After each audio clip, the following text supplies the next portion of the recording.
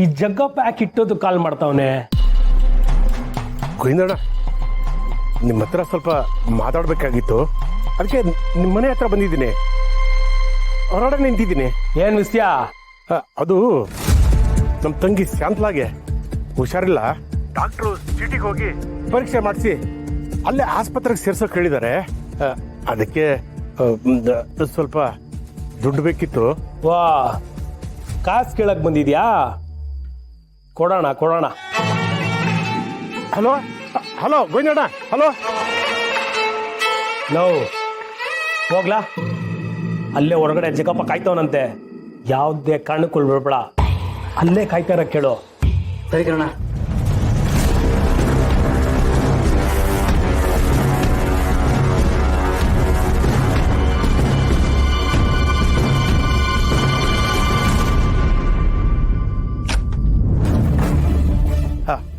ಸ್ವಲ್ಪ ಗೋವಿಂದಣ್ಣ ನೋಡ್ಬೇಕಾಗಿತ್ತಲ್ಲಪ್ಪ. ಅಣ್ಣ full busy, ನೀಲೇ ಕೂತಿರು, ಅವರೇ ಬರ್ತಾರಂತೆ. ಸರಿ ಕಣಪ್ಪ, ಇಲ್ಲೇ ಕೂತಿರ್ತೀನಿ. ಆಮೇಲೆ ಎಲ್ಲಿ ಹೋಗ್ಬೇಡ ಮತ್ತೆ. ಆಯ್ತಾಯ್ತು, ಇಲ್ಲೇ ಕೂತಿರ್ತೀನಿ.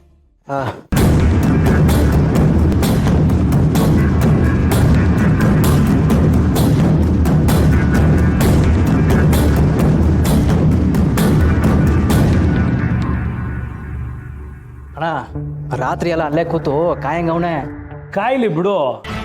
ಬೀದಿನ ಈ ಬಾಗಲ್ತಾವ ಬಂದು ಬೊಗಳ್ತದೆ ಅಂದ ಮಾತ್ರಕ್ಕೆ ಅನ್ನ ಯಾಕೆ ಕಾಯ್ತದ? ಬಿದ್ದಿರ್ಲಿ, ಆ ಲಡ್ಡುನ್ ಮದ್ವೆ ಆಗ್ಬೇಕು ಅಂತ ಇಷ್ಟು ವರ್ಷ ನಾನು ಕಾಯ್ದಿಲ್ವಾ?